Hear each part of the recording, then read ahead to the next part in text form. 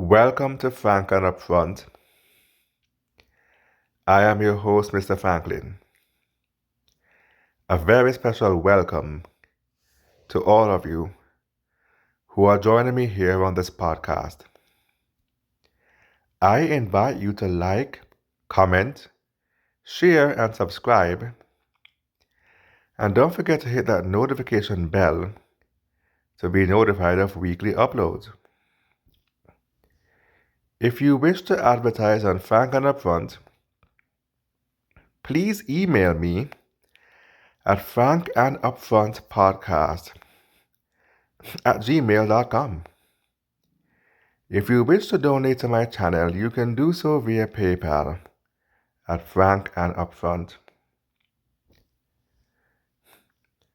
Follow me on Instagram for the latest daily inspirational memes and quotes to help you get you through your day. Follow me on Medium, where I periodically post articles for your edutainment. The most recent of which is Psychology of a Flirt.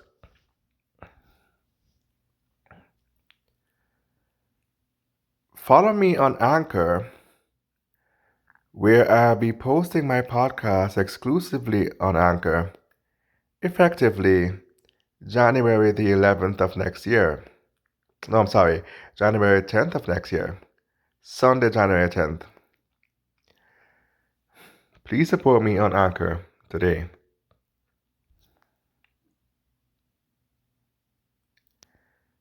This week's topic: is it wise for men to get married in these times? Now, today's date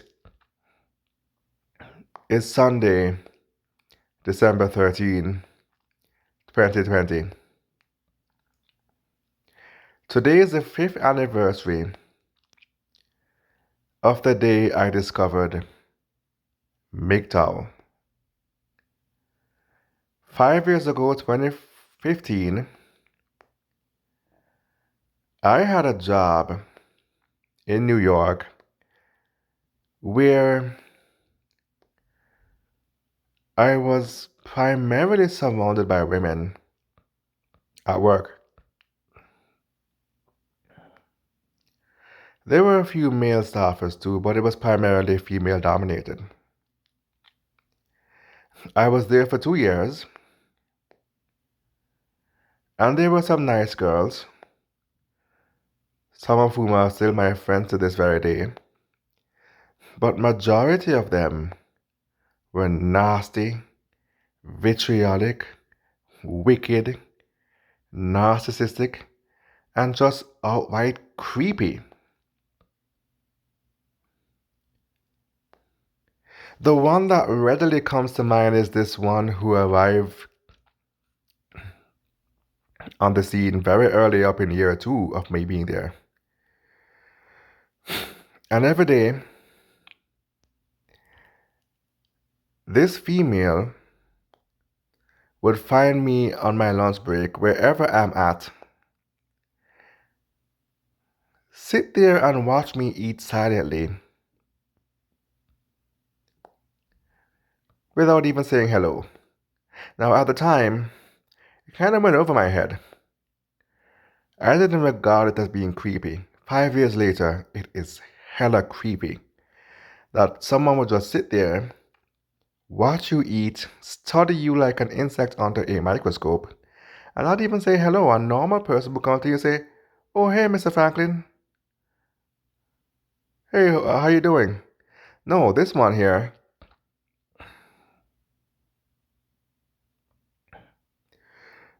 would sit there silently like a little creep and watch me eat and study me. And she did that for a little while. But then whenever she wanted attention, what the bitch would do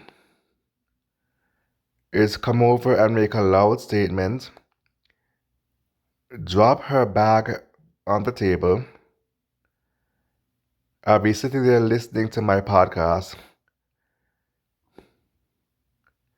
with my headphones in my ears, eating my lunch. She'd walk over with her lunch, always close to where I'm at, like a few chairs down from me.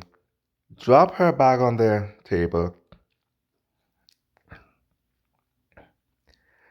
flash open her magazine to ignore me and start reading. But what she's really reading, though, is my reaction. The words in the magazine means nothing to her. It's my reaction that she's gauging because it makes no sense. You want to be left alone to read your magazine? Why are you going to find the seat right next to mine and come near me? And the lunchroom is big enough. She could have sat all the way over the other side where I wouldn't even see her. So what? So then what she's really after? Attention, I would think. So anyway, that went on for a while, and I ignored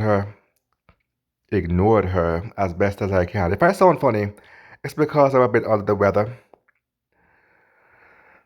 But the show must go on, so I'm gonna brave it through. But I do apologize if I sound funny. Anyway,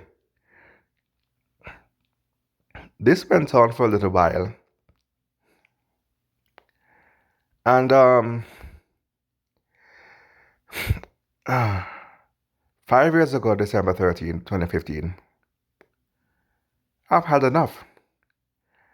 I was getting ready to leave the job.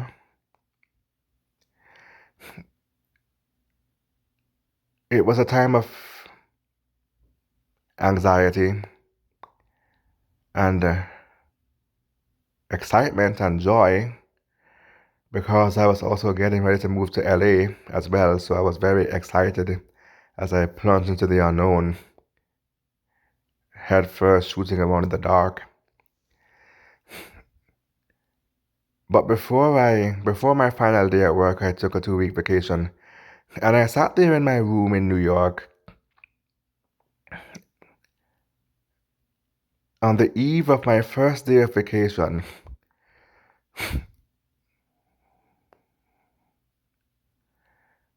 And thinking about the events of the last 2 years and the behavior of some of the most disgusting people I have ever met in my life.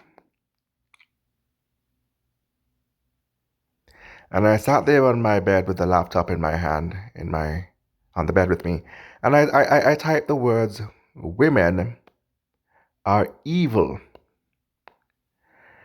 And the first link that came up was an article, a blog, I think from Reddit or somewhere. I think it's Reddit or, anyway. The title of that article, to the best of my recollection, was something similar to the words,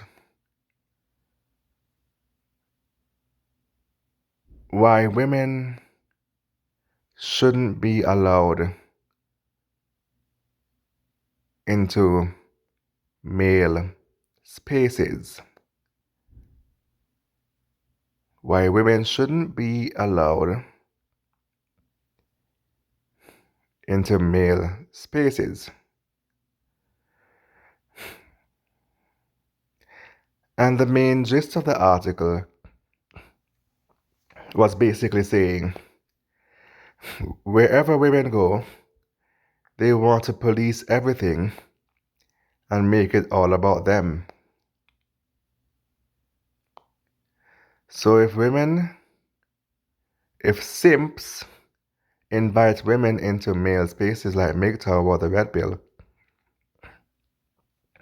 they're gonna get very upset when they see alpha males teaching beta males dating game, dating strategies and the like. They're gonna get very upset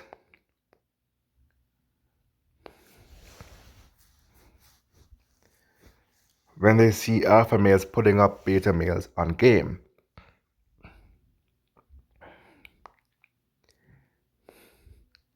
And the part that I can remember is the thought process of the female who's getting upset.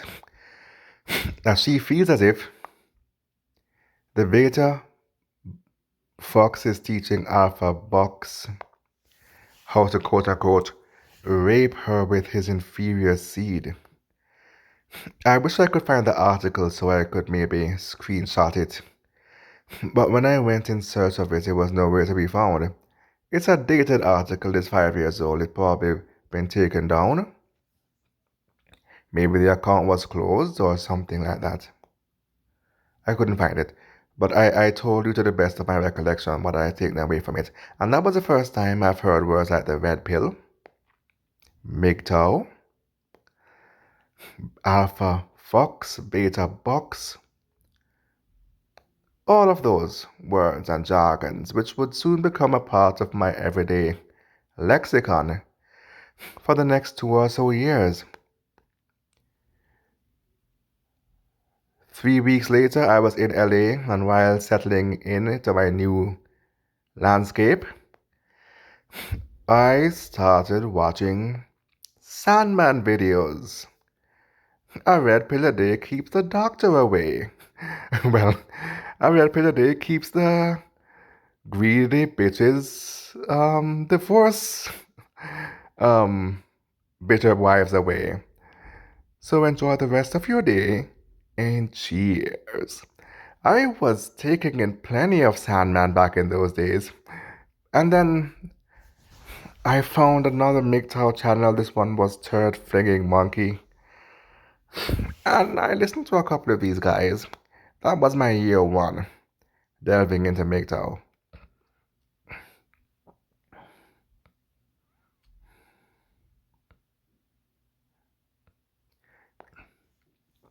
I listened to MGTOW for a while, between 2016 and 2017. And then 2017 now, after Trump had won, I started to realize that many of the MGTOW men were racist and white nationalists, and that they actually revere Trump, who they believe Trump is going to save the Western democracies and restore white nationalism back to white men, for fear that women and every other race and immigrants and everybody else is going to destroy the Western democracy and all that. And I'm not really on board with that. I might be open-minded, but I'm still leaning more center-left, you know. So then, and ironically enough, that goes to show you how weak some of these MGTOW men are. They're very weak. You know how weak Trump is? You see strength in Trump. How much progressively weaker must you be if you see strength in Trump? Anyway, that made me start to search around for black MGTOW. So I typed the words black MGTOW into my search engine, and I found the acronym IBMORE, Introspective Black Men of Reform, and that's where I even found Black Ram 313 and BJS IBMORE and all these other IBMORE channels. And this is where the idea of patriarchal chauvinism was reinforced. I've always believed in patriarchal chauvinism, coming from the islands and all, and of course the West Indian brand of patriarchal chauvinism is especially and uncommonly brutal. So I was raised in the West Indian style of patriarchal chauvinism. It's something I believe in. And it more further reinforced ideas of chauvinism.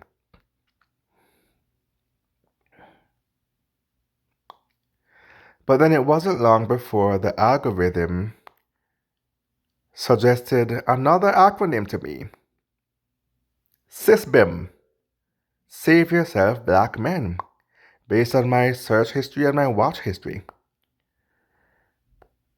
And SYSBM kind of brought back around the original meaning of men going their own way. You see, MGTOW has lost its meaning, having strayed away from the main points and getting caught up in white nationalism and all of these mental masturbation of ethnic cleansing and kicking out all the liberals and immigrants out of your country and all that. And just bitching and whining and complaining about females all day. To the point where I actually got sick and tired of listening to MGTOW. I tuned out after a while. Because I understand if there's a need to vent. You've been hurt. You have been hurt. So you are angry, rightfully so, and you're entitled to your righteous anger, and you're allowed a certain time period to vent. And who am I to say how long that should be? But come on now, after a while, you can't be mad forever. After a while, you gotta bounce back. You can't be complaining about women for the rest of your life, wasting your life away complaining about women all day, every day.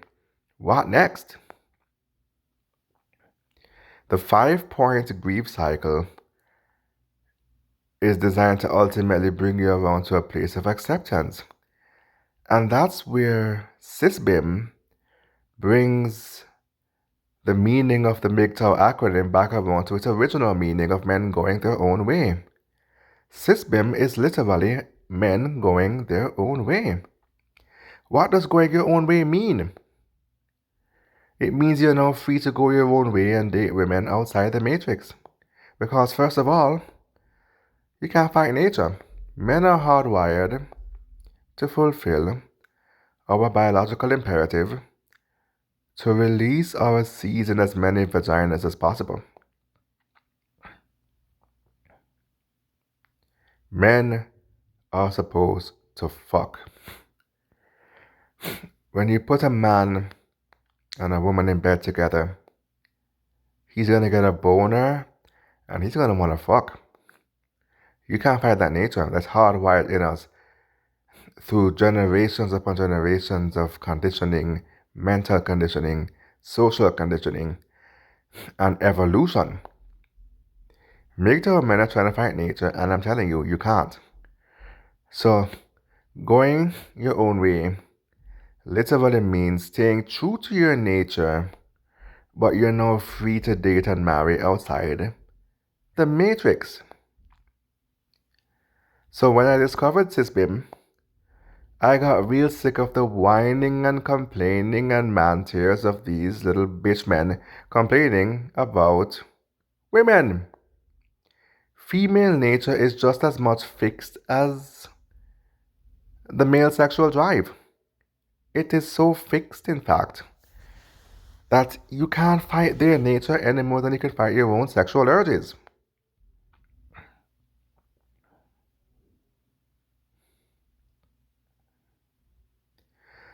That is why point number 5 on the grief cycle is acceptance. A part of acceptance is to come around to a place where you accept female nature as being selfish and solipsistic and childish and escaping accountability. And that recognizing female nature for being what it is and recognizing that you're powerless to change it, your next bet is to escape to a society where there's a weaker strain of feminism and a defense of the narcissism of female nature.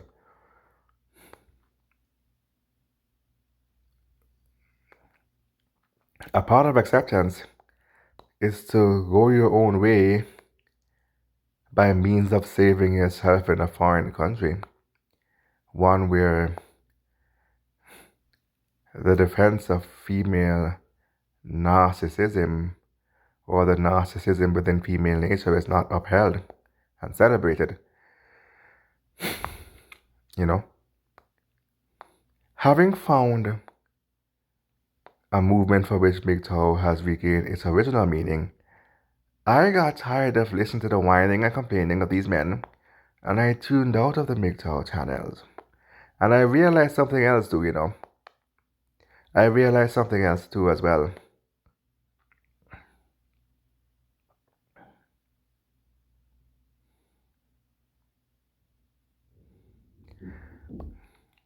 Which brings me around to today's main topic. And it left me to ask the question, is it wise for men to get married in these times? If there are options for us to date outside the matrix, is there also an option for us to get married and start the families that we wanted in the first place, or is all hope truly lost? Female nature is universal. It is the same no matter where you go.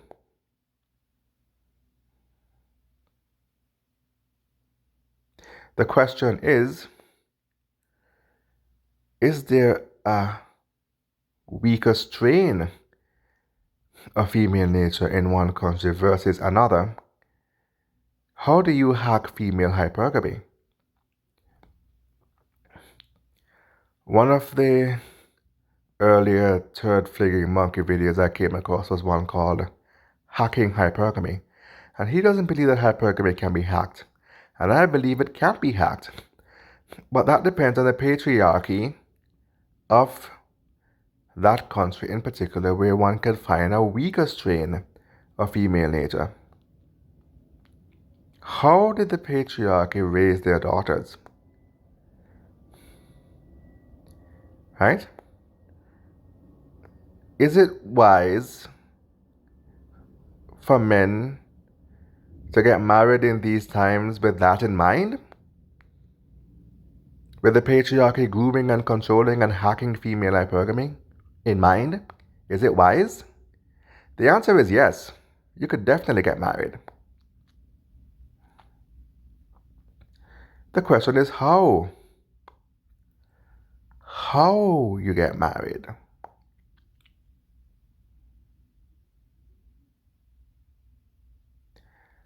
The answer to that how is not in accordance with the Babylon system. Don't get married in accordance with the Babylon system. Don't sign any legally binding marriage contracts with the state. A marriage is a contract between the man and the state that he will take care of the wife no matter what. And that if they are divorced for any reason, even if it's not his fault and she got bored, he still has to financially and domestically take care of her until she remarries. Now, first of all, how the bomber rascal, the blood clot state get involved in my marriage? You tell me that now. I don't me want to know how that rascal state get involved in my marriage, my private marriage. Why would I sign a marriage bomber clot contract between me and the state? Which state? Anyway,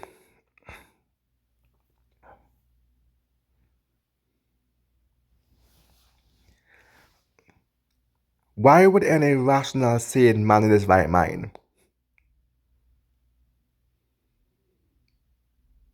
sign a contract between himself and the state? What does any of a marriage between a man and a woman have to do with the state? How would the state come into any of this? is what we want to know. That's what make marriage in accordance with the Babylon system so nasty and so corrupt, for which many men are going their own way and are seeking to not partake in it.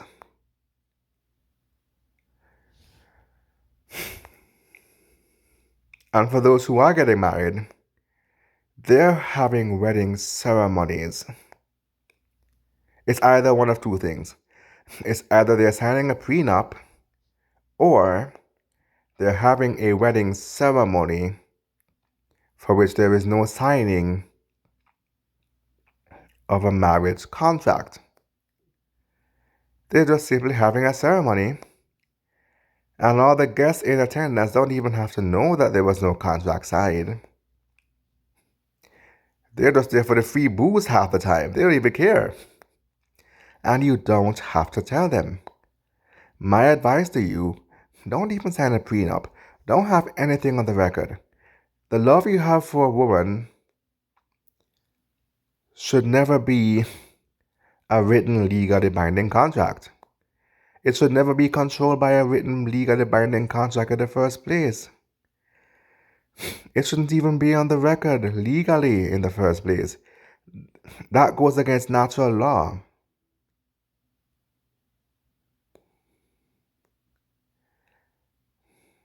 Is it wise for men to still get married? Yes, but don't sign the bloody contract. Have a wedding ceremony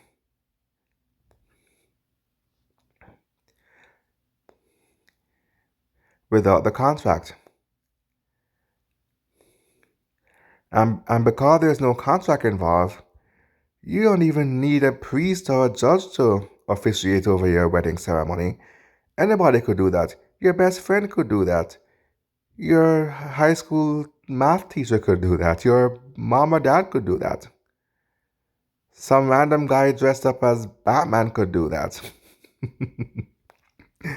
Right? Or here's a better idea. Why not go on a yacht and sail out into international waters where you're under maritime law, and the captain could officiate over your ceremony? The captain could marry the two of you.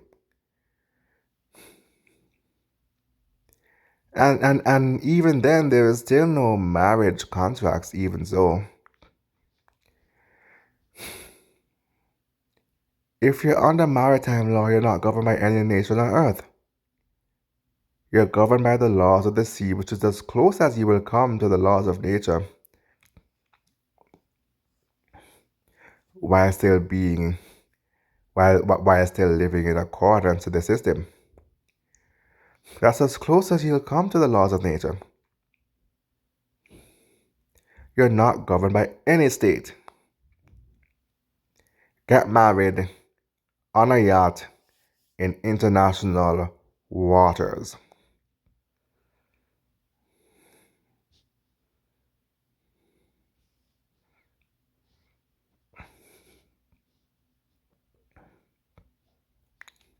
Whatever you do, do not sign that prenup, or, for that matter, that contract. Do not involve the state in the love you may have for any woman.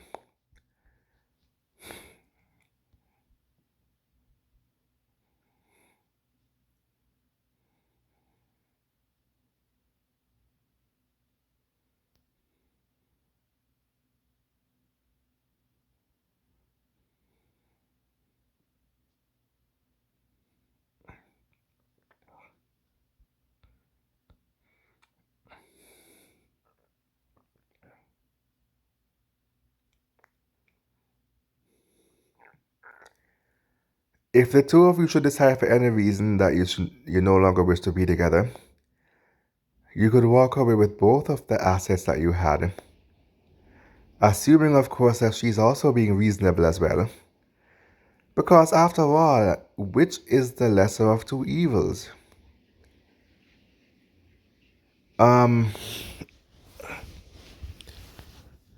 Her being unreasonable without any contract signed, or her being unreasonable with contracts signed and tipped in her favor? Which is the lesser of two evils, even if she is unreasonable? But assuming she is reasonable, though, in the event you decide to split and go your separate ways, both of you walk away with the premarital assets, exactly the exact premarital assets you entered the union with. Nothing more, nothing less, and nothing different. Exactly what you entered with. Because it was never about the assets. At the risk of sounding naive, for the sake of argument, the two of you coming together was about love. You genuinely loved each other, right? So that if that is true, if that really is true, and you came together because of the genuine love you have for each other,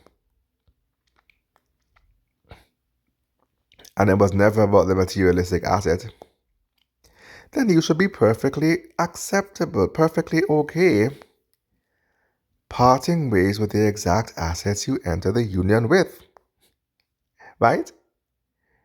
Because it was never about using the legal system to steal a man's assets or anything like that, right? At the risk of sounding naive? Come on now. Oh, by the way, speaking of which, the no contract wedding ceremony actually kind of screens out the gold diggers from out of your options, your pick of women. Because no gold digger would ever go along with that. She's there for a reason and a purpose, and everything that you're suggesting goes against that reason or purpose. She'd never go along with that. She'd either try and change her mind, and if it's still not budging, she's gonna walk away. Because she's there for a reason or purpose. And right about now, you're being too fair. She's trying to be unfair.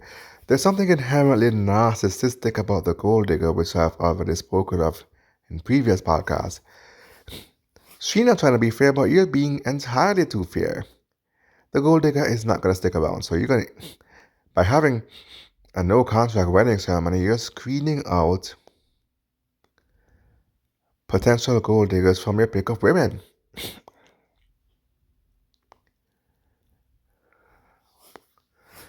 And that should only leave behind those who have genuine love for you. And if in fact they really do have genuine love for you and they're not after your materialistic possessions in life, then they should have no problem getting married for the love and not for the likes and the clout. And in the event that you fall out of love, there's no reason why she shouldn't be completely content being fair to you and walking away with exactly the assets she entered with, assuming they still exist, without using the state to hijack your pocket, steal from you. Right? Because really and truly, getting the state involved in your marriage and your union is nothing more than her using the state simply as an alibi in her quest to have the legal right and backatives to the legal right and the legal permission to steal from you. She's using the state to steal from you. That is why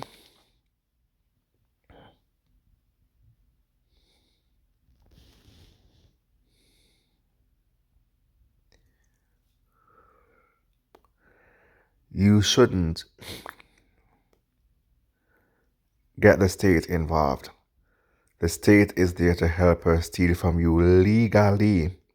And you signing that marriage contract is nothing more than being in agreement that you should allow the state to legally allow her to steal from you. It is basically state mandated theft. But when you get married off the record, though, without any contracts and not in accordance to the system, it is more likely that the person who goes along with that idea, isn't it because she genuinely has feelings for you? So that would help to weed out the gold diggers who are just there for the grabs and not really care. If they can't bend their will, they'll just walk away. And that would only leave behind those who have real feelings for you. Genuine feelings for you.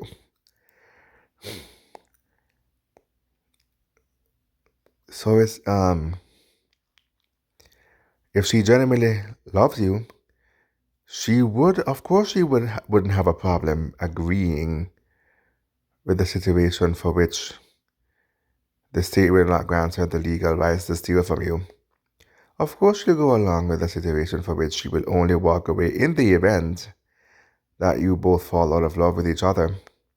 That she'll only walk away with the assets that she entered with. Of course, she'd be okay with that.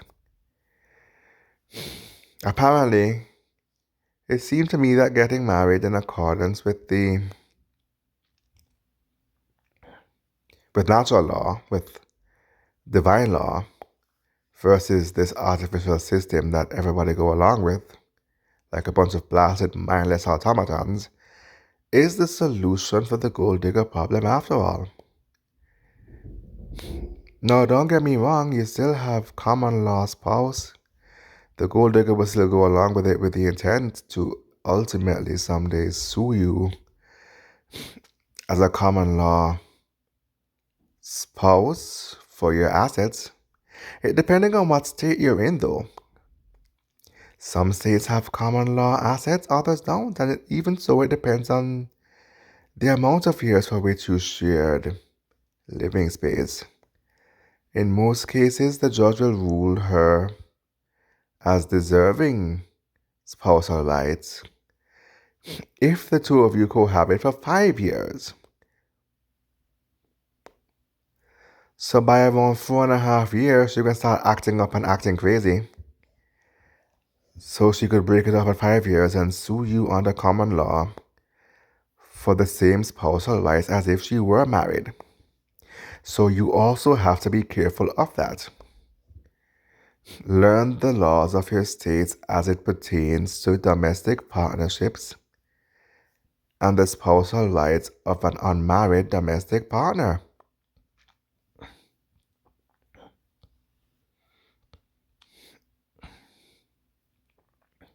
And if it's going to be a problem, start researching the different states that you could potentially move to for which to get married off the record, or even sovereign states outside the country. Either or. After all, the whole point is to go your own way outside the matrix.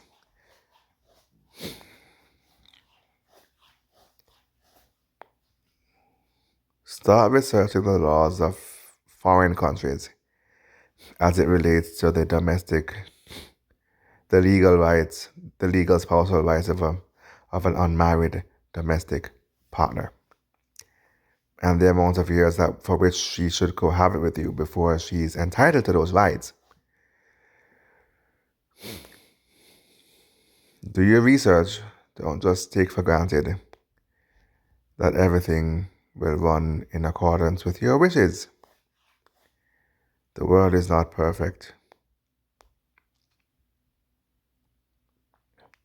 Especially over a decision as large and important as the person with whom you intend to share your life with and your domestic living space with.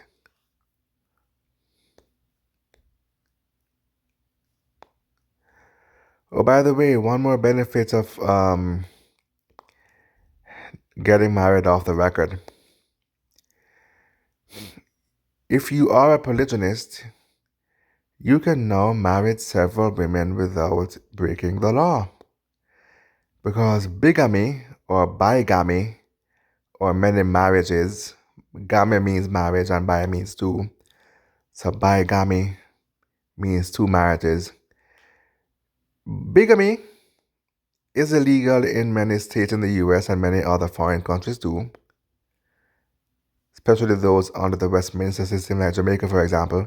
It's illegal, very much illegal, and it could even be considered fraudulent, especially if there are assets involved.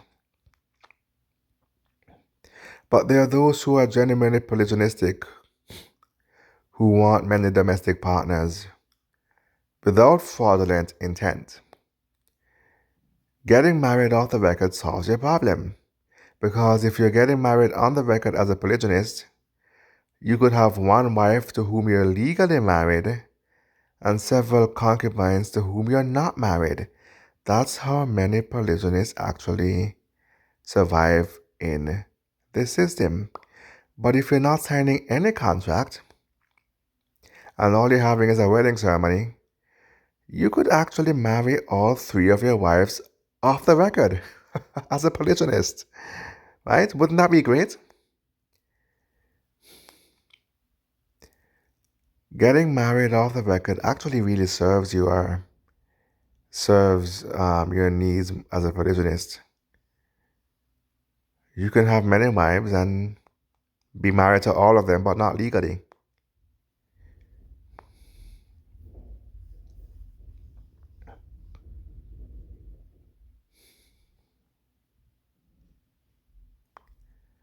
So to answer the question of today's podcast, is it wise for men to get married in these times? Yes, but you have to do it wisely. The key word is wise. And the wisest thing to do is to go your own way, do your research, get married off the record. Make sure that if you're getting married off the record, you do so in a place where one is not entitled to spousal rights.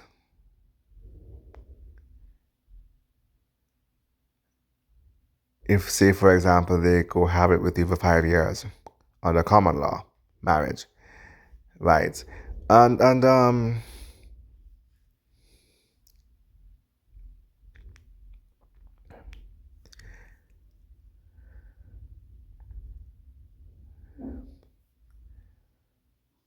don't sign any contracts whatsoever.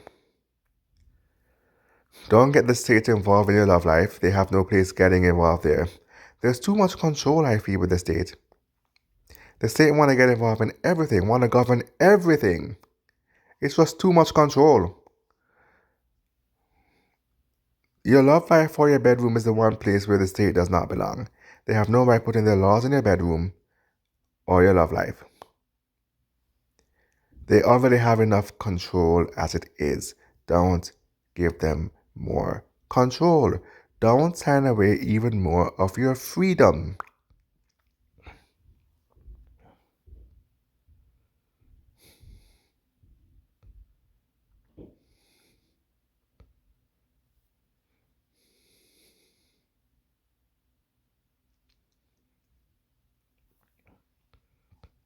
Keep them out of your love life.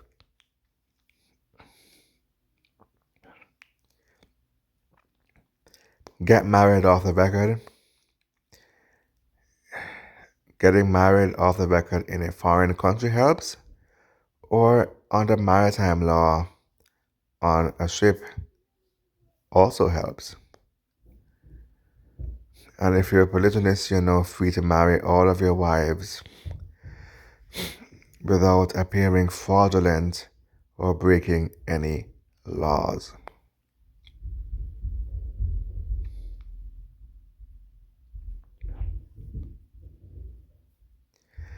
For a moment there, when I was going through my MGTOW grief cycle, I had lost all hope for having a normal love life and a family.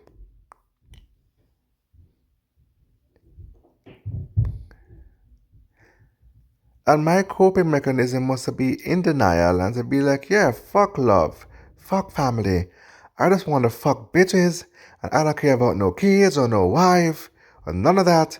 And yeah, stop kidding yourself, bro. Stop kidding yourself. You can tell yourself whatever you want, but really and truly, all men want the domestic comforts of a wife and kids. The more the merrier.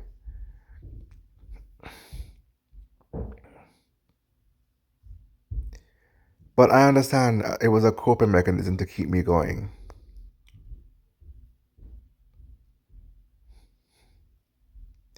I literally made up my mind that I was gonna live the rest of my life playing the field and fucking random bitches and not really, you know, really going anywhere with it. Nothing meaningful.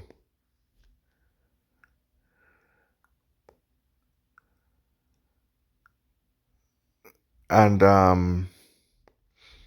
I really literally was serious about that. I made up my mind. I'm gonna go the rest of my life. Even if I live to a ripe old age and I live to be like 90, 93 and all those ages, I'm gonna live the rest of my life fucking bitches, not settling down, not having no family, not having no kids. I made up my mind and I meant it. But like I said, it was a coping mechanism. So then imagine how relieved I was to discover SYSBM and discover ways around the laws of this system that I can still live a very happy, fulfilling life and have all the good things that makes life worth living without dealing with the consequences. Or perhaps I should say the consequences in accordance with the system, because there's going to be risk regardless, there's going to be consequences regardless. It just won't be unfairly in accordance with this system. How pleased I am to know that there's a way to circumvent their authority and do what I want regardless.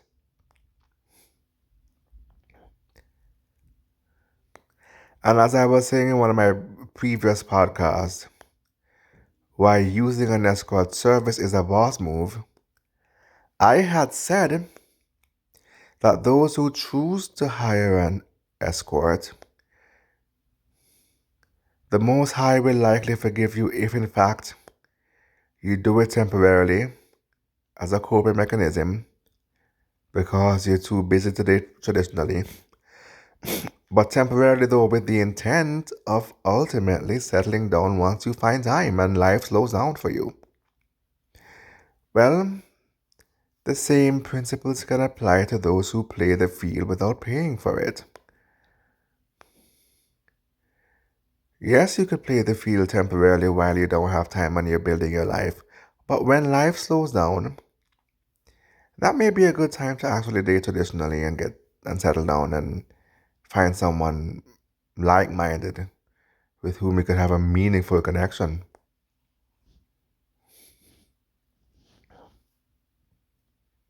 Keyword like-minded. Very important. And in one of my future podcasts, I'm going to be covering the topic of what makes a female attractive. What are the must-have / deal breakers for my ideal wife?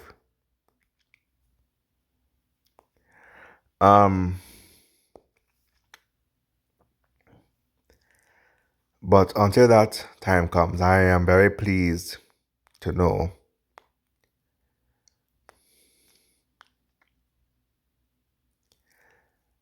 I'm very pleased and very proud of myself for having discovered ways to circumvent the control of this system,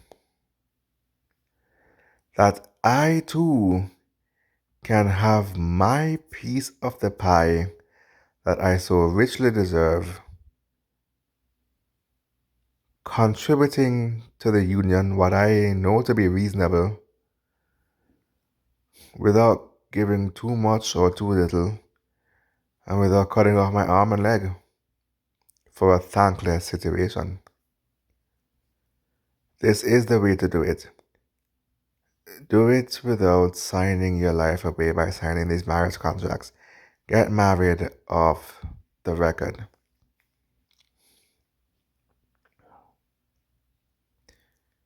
Don't give the state control over your marriage or your love life. And don't let her use them either as an alibi to legally allow her to steal from you. That's what the modern contemporary marriage in accordance with this system is. Just the legal right for her to steal from you. It's just a setup to steal from you. That's all it is.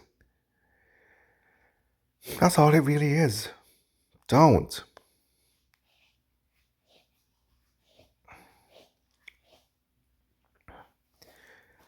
Because marriage has become so low and so shallow and so criminal, the moment there's a criminal element to it, don't partake in it.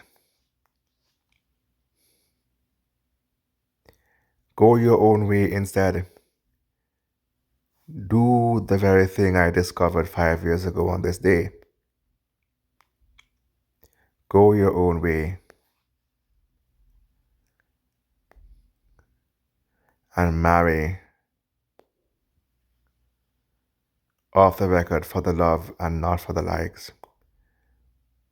Marry each other. Marry somebody who like-minded, who truly has genuine feelings for you, in accordance with natural laws and the will of the Most High. After all, who God bless, no man curse.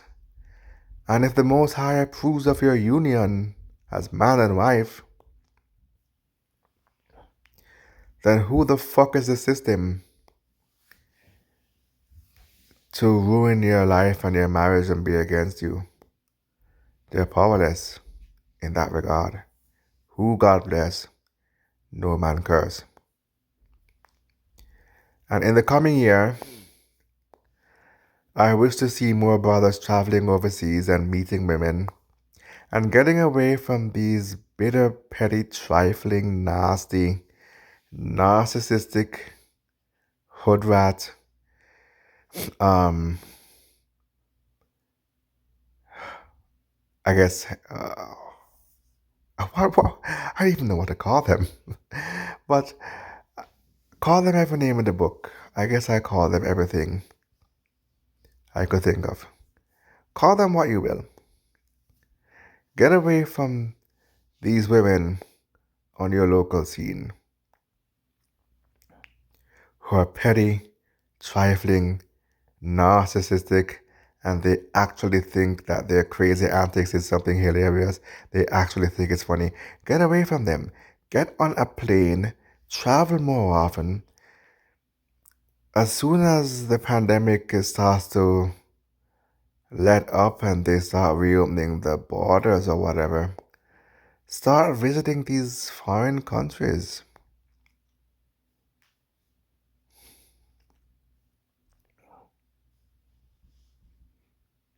Start dating the women in those countries that are known for having a strong and honorable patriarchy who raise their daughters with honor and respect for men.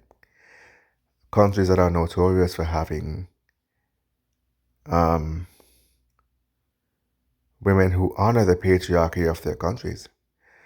Countries like Japan, for example, and other Asian countries like the Philippines and Thailand and Cambodia.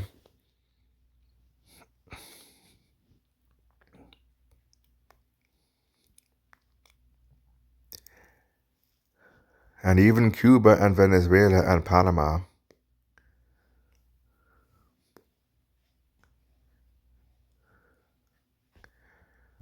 Countries where the women are on a strict rule, where nobody eats until the man sits down. The man digs in and starts eating first, and then everybody follows. And the women have their duties and the men have their duties. And nobody tries to be a feminist and try to do it better, try to compete with and outdo the man. She knows her place and she sees the power in her femininity as opposed to having dick envy and trying to be a man.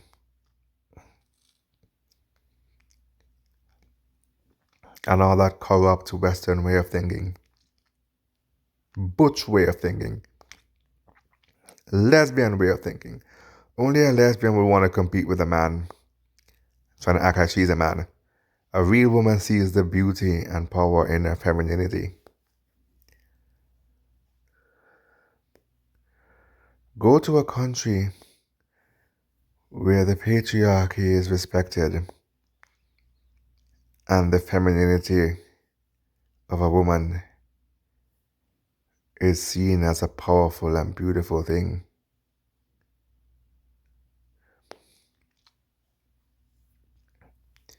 And everybody adheres to their duties, and she carries out her wifely duties without complaint or bitterness. There's too many countries like that out there in the world.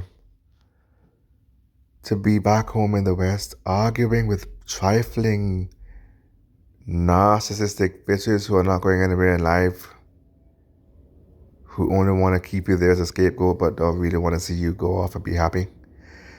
The world is bigger than that. There's too many people in the world to be stuck with a bitch like that. I want to see more traveling brothers this year, the coming year. I want to see y'all making moves, starting your own businesses, buying homes, buying cars, going back to school, upgrading your education, getting that bigger job, that higher position within the corporations for which you're employed, or to which you're employed, I should say. I want to see brothers being happy this year, actually genuinely happy. I want to see y'all being happy this year. Myself as well, obviously, but all of us. We've been through too much. We've been through too much. We deserve to be happy. Even though we are in good health, we could live to be a ripe old age, but you don't know if you have 3 years left. Just in case you don't have time, wouldn't you want to spend that time being happy?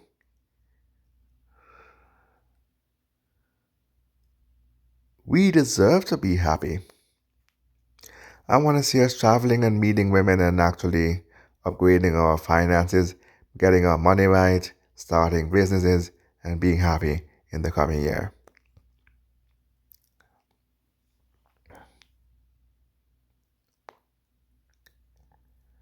And I want us to have the self-respect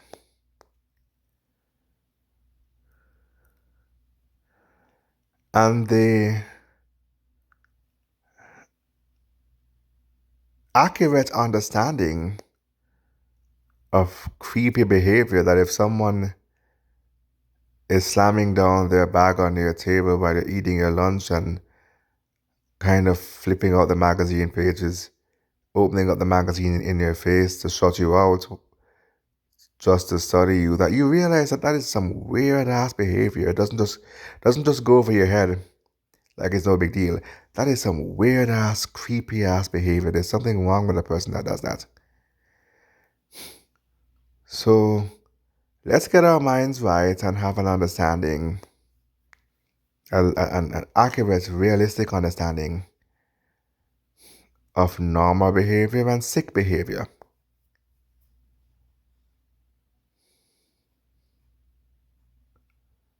Let's spread the word on narcissism to help more and more people get their minds right. So they recognize abnormal, sick behavior the moment it happens, and they can shut the shit down immediately before it has a chance to grow and fester and gain power over you.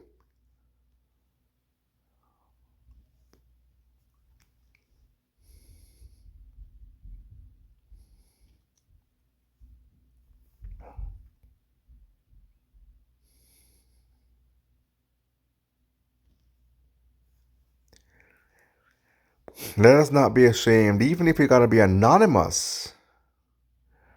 Let us not be ashamed to share our stories of what happened to us. That others who may be going through it in the present may have a reference to fall back on, to know that, hey, so So that's what that means when that happened to me. That's what that person was trying to do. I thought there was something weird about that. That's what they were trying to do. So that's not normal? Oh wow, that's not normal. That's kind of fucked up. You know? Let us define normal. The wicked people of this world, are trying to normalize their evil. It is our job to counteract their actions by actually defining normal in accordance with natural law and not their upside down, crazy world.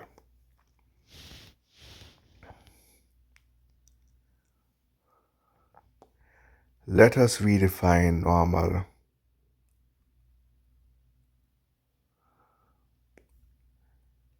And counteract their gaslighting.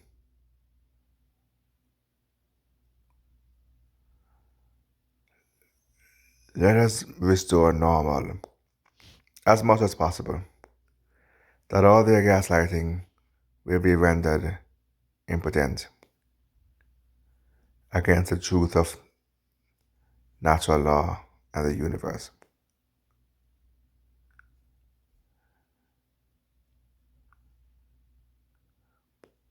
Okay, now with that said, I have an announcement to make. I will be going off on a 3-week hiatus starting this week, and it ends on January 10th. When I come back from break,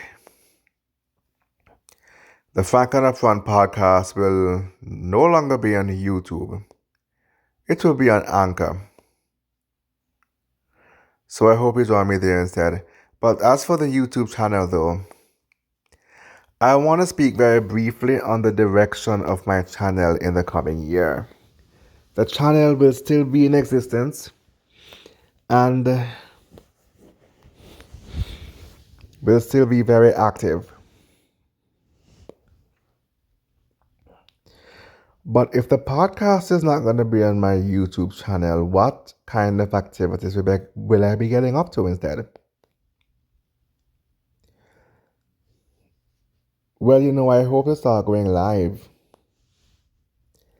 I will see if I can go live, and if so, I'll start going live. And I will engage my audience on a live stream.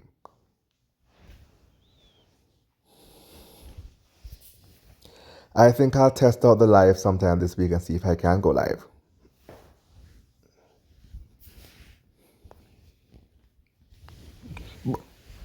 But here's what I was really thinking about now.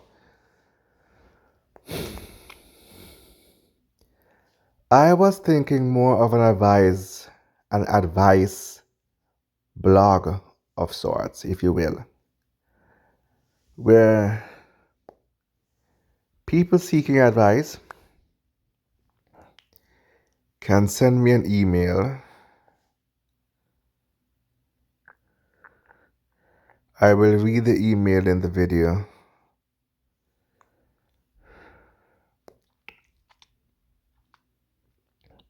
And give you my honest answer.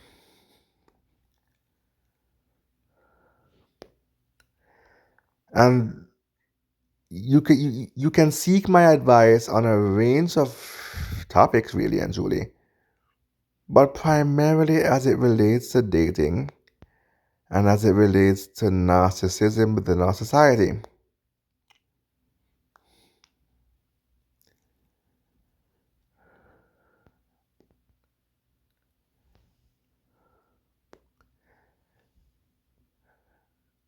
I'm willing to give advice and be a life coach to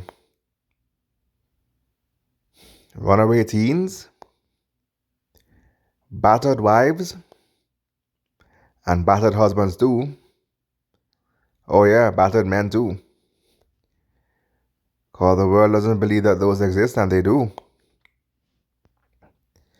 Battered men who can't run to society for help. You will always have a voice on Frank and Upfront.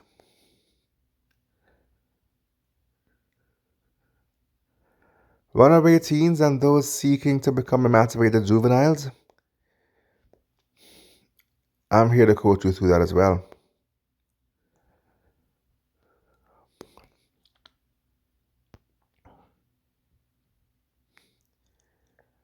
So this is definitely going to be in the works for the coming year, and I will elaborate more about it very soon. But the gist of it is that ideally for a small donation, you can seek my advice. For a little bit extra, you get a private response in your email. But if you don't have it, then you can still receive help. Otherwise, what's the point of me being here? You can still reach out to me, let me know, hey, Mr. Falcon, I don't have it. You don't even have to explain to me why you don't have it, just that you don't. And I will help you still.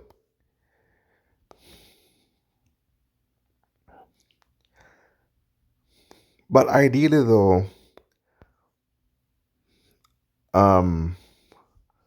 for a small fee, a small little donation, I will read your advice, your question on YouTube, and provide an answer for you to the best of my abilities, the most honest and accurate answer based on my experience and knowledge. So that's where the channel will be heading in the new year. Apart from that, it's going to be response videos and live streams. And the podcast will be on Anchor. Weekly as per usual.